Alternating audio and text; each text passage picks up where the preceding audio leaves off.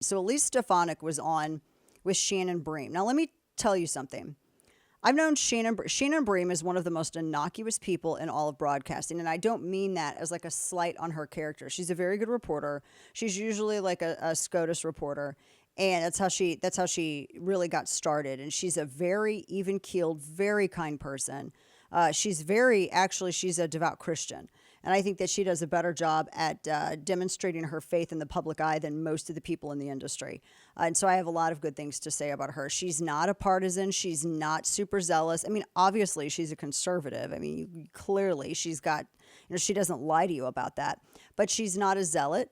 And she wants to do her job because she feels she's one of the very few people, I think, that's in broadcasting that in terms of journalism. I work in commentary, so obviously I'm going to tell you that I'm biased. She's got biases overall in terms of ideology, but she also wants to make sure that, you get the news of the story, and she's not going to mix her opinions into it beyond she's a conservative.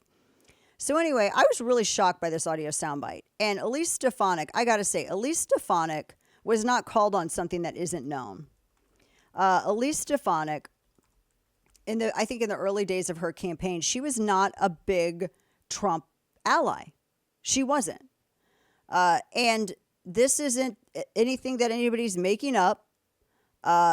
This is not anything that is new. People have comments that live out on the public record. She has said stuff before. She's kind of a moderate. She's a moderate. Let's just say she's a moderate. I remember when she first started coming onto the scene, and this was back in like 2020 and 2021, when she was trying to replace Liz Cheney as the House GOP conference chair. And it was then that she was really turning towards being a Trump ally. But I got to tell you, back in 2015, she was not. She criticized him over NATO. And I actually talked about that on air. Because my point was, you can't simultaneously accuse him of gutting NATO when he is expanding it, regardless of what your position is on NATO. And I wasn't being mean, but hers was one of the comments from people on the right that I had included in a collection of comments where I'm like, this isn't actually representative of what he's doing, of what he is saying. She was a critic, and a lot of this happened too at the time after his election with Angela Merkel and all of that stuff. The border wall, his remarks about immigration and some things like that.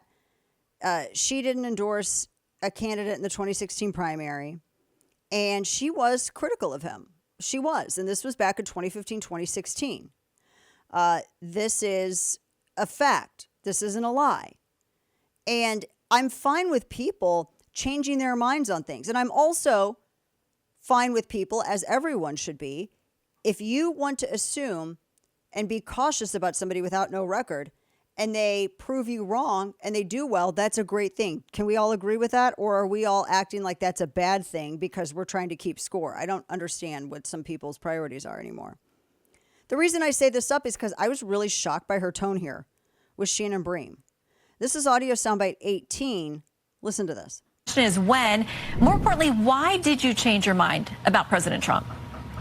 Well, Shannon, it's a disgrace that you would quote the New York Times with nameless, faceless, but they're quoting your sources. Friends, so I'm giving you a chance to respond to that. Shannon, they're not quoting my friends. Those names are not included because they are false smears. I was attacked. To be as fair, the there are a number of names of people. Just to be fair, there are a number of names of people who are quoted in the article. Shannon, let me correct you. People can read it for themselves. This is a false smear, and let me tell you a fact, Shannon. In 2016, I was attacked as the only elected Republican from the Northeast who voted for President Trump. Democrats spent hundreds of thousands of dollars attacking me for that fact. So to say that I didn't support him is just false. I have been proud to be one of the strongest supporters, going back to when he ran for 2016, which was when it was my first reelection to the House. Okay, so it's not nameless, baseless stuff. The New York Times is quoting, like, it was an interview that she had given. It was a radio station interview that she gave in 2015 in New York, and they're quoting the interview. So it's not like what she said in the interview. It's not like a nameless, faceless source. It is an actual interview that she gave with her own mouth in 2015. Now, I'm not saying this to be I don't want people to be purists with this stuff. I hate that. But I think that's a legitimate question. And I don't think that Bream was asking that to try to get at her. Bream was asking that as a way to say, this is a great opportunity. This is my interpretation of it. This is a great opportunity for you to evangelize why you changed and what made you think differently, as a way to reach out to those voters who may not be all the way on board, because he needs every vote going into November. Agreed? Why? I thought that the way that Stefanik reacted to that was completely over the top. I thought it was unprofessional. And I have bitched about media bias longer than this chick has been in office. And I'm just going to say that there's media bias and then there's not media bias. And saying that something is media bias when it isn't actually does a disservice to the hard work that a lot of us have done over the past couple of decades against media bias. Award-winning work. So I don't think that that was fair, and I don't think it was accurate, and I think that it made a lot of smoke over a very small fire, and she wasn't asking her that to get at her for something. I mean, all I know is that there are a group of independent voters out there that are trying to figure out, we got two dudes that we're looking at. This is what these independents are thinking. They got two dudes that they're looking at, and they're trying to figure out which dude they want to go through. Although I'm like, they both have held office. Really, is it a comparison? But I digress. It is great. It's a great tool of political witness to be able to explain to people why you changed your position and what did it. And she messed up that opportunity. That's a bad strategist. You messed up that opportunity to explain it because you got upset over not a fake article. It quoted an interview you gave to a New York radio station in 2015 that's still available online. So I don't know where just because the New York Times cited an interview you did doesn't mean that it's false.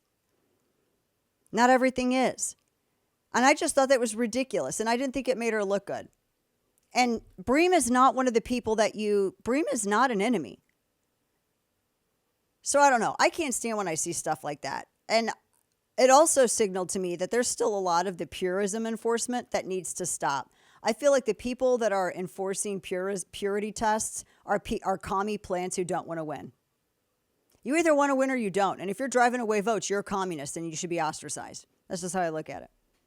But that was ridiculous. I thought her reaction was ridiculous.